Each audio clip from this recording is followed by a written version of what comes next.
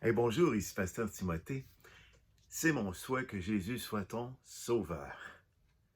Mais est-ce qu'il est aussi ton Seigneur?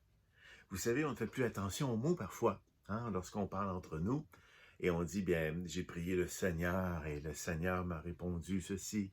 Demande au Seigneur, et il te répondra. Prie le Seigneur, et on ne fait plus attention à la signification du mot Seigneur. Alors que il y a une différence avec sauveur. Luc, au chapitre 2 et au verset 11, on lit ceci.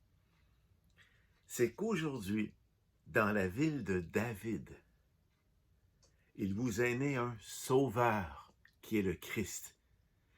Et Christos vient de Meshoah, qui est le Messie. Et le Messie, c'est le sauveur, c'est celui qui vient pour rétablir la royauté divine dans le peuple pour les Hébreux. Alors, il vous est né un sauveur qui est le Christ. C'est associé au même mot. C'est ça, Jésus vient comme sauveur. Et on sait ce qu'il fait.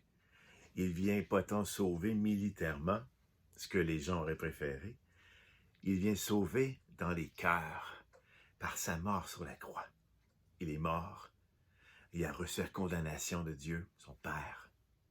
Et Dieu, son Père, l'a ressuscité 3 jours après. Il a vaincu la mort et vaincu la condamnation de la mort, ce qui fait que quiconque croit en lui peut être sauvé puisqu'il est le sauveur. Mais Jésus a aussi une autre signification, une autre connotation, parce qu'on l'appelle le Seigneur. Alors, la fin du verset 11, c'est ce qu'il dit.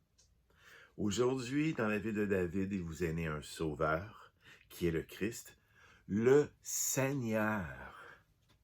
Et ici, le Seigneur, c'est comme ça qu'on appelait une des façons d'appeler Dieu dans l'Ancien Testament. Dieu avait de nombreux noms, le Tout-Puissant, etc.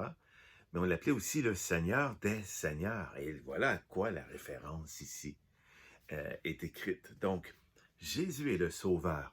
Et la plupart des croyants, les nouveaux, que je rencontre, que j'entends là, partout, par les vidéos, tout ça, parlent surtout du Sauveur. C'est leur Sauveur. Et ils l'aiment. Amen. Mais moi, maintenant, je demande aux gens s'il est aussi ton Seigneur. Parce qu'un Seigneur, c'est quelqu'un qui gouverne. Il a une principauté et ses sujets lui sont soumis. Et rappelez-vous comment Jésus était exigeant. Souvent, on l'oublie, on présente un Jésus qui n'est pas exigeant, mais Jésus l'était. Si tu veux venir après moi, là, tu veux me suivre, renonce à toi-même, prends ta croix et là, suis-moi. Écoutez, c'est très exigeant, ça. Mais c'est cela un Seigneur. C'est quelqu'un qui gouverne et qui demande qu'on le serve lui. Tu ne peux pas être dans un royaume qui se tient et ne pas servir ton Seigneur. Ça ne ferait pas sens. Ce ne serait plus un royaume. D'ailleurs, c'est arrivé dans l'histoire et les royaumes se sont défaits.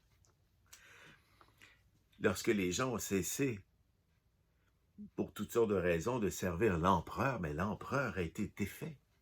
On les tuait, on les remplaçait, et au fil du temps, bien, l'Empire romain s'est écrasé. Un seigneur gouverne dans son royaume et ses sujets lui sont soumis. Alors ma question c'est, es-tu soumis au Seigneur? Est-ce que tu l'appelles Seigneur parce que tu lui es soumis? C'est-à-dire que toute ta vie lui appartient et que tu ne fais plus rien sans que lui soit au courant, sans que lui accrédite ce que tu fais. Voilà ton Seigneur. Je vous souhaite un joyeux temps des fêtes si on ne se revoit pas et que Jésus soit votre Sauveur, mais aussi et surtout votre Seigneur. Amen. À très bientôt. Au revoir.